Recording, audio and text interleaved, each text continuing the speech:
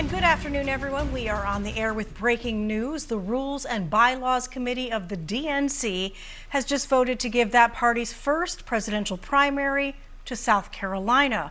We're joined by political director Adam Sexton. And Adam, this was a closely watched decision to take the first in the nation primary away from New Hampshire, but not even a close vote. Yeah, in the end, and we started to see this over the last few days, that the momentum was really heading in the direction of different states, and really states that we've been talking about in that early voting window for several years now. South Carolina ended up number one. Nevada was the second vote getter, and then New Hampshire way behind. Only 4 people on the committee voted for New Hampshire.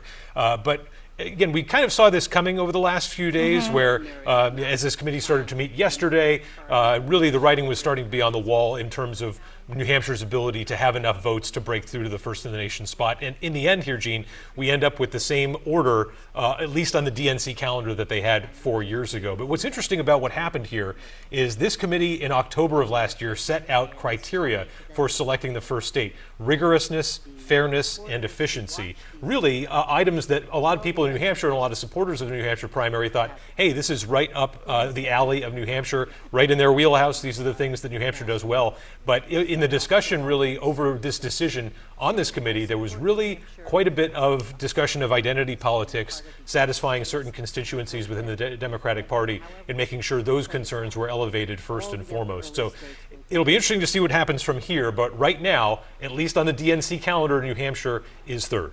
But by state law, we still will go first. Yes, this is where things start to get a little complicated, because in the 1970s, New Hampshire did pass a law that said New Hampshire will hold the first in the nation presidential primary a week ahead of any similar contest in the United States. And so what that means is no matter what the Democrats decide to do, Secretary of State Dave Scanlon up at the State House will set New Hampshire's date. Now, there are complications here in terms of what might happen for New Hampshire, but right now, there's the sort of no problem at the moment. This is something that might happen months and months from now. Okay, it's like political deja vu. We've seen this 4 years ago. Right. And this is something that President Biden, then President Joe Biden, started in 2022, saying he wanted to elevate specifically African-American voters in South Carolina. And a lot of people thought it might change this year, but really that sort of gravitational pull of what happened for them in 22 was repeated in this cycle.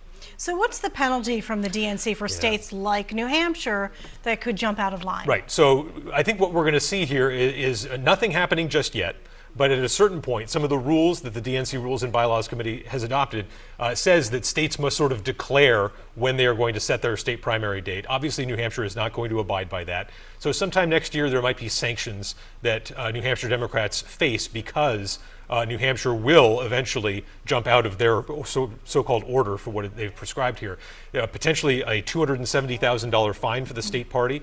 More importantly, though, I think for the New Hampshire primary and what people are used to here is the idea that the DNC is really going to try to punish candidates this time around. If you are running for president and suddenly New Hampshire is out of step with the DNC and their calendar, they're going to target the candidates and say you can't get any delegates from the early, not just New Hampshire, but any early voting state.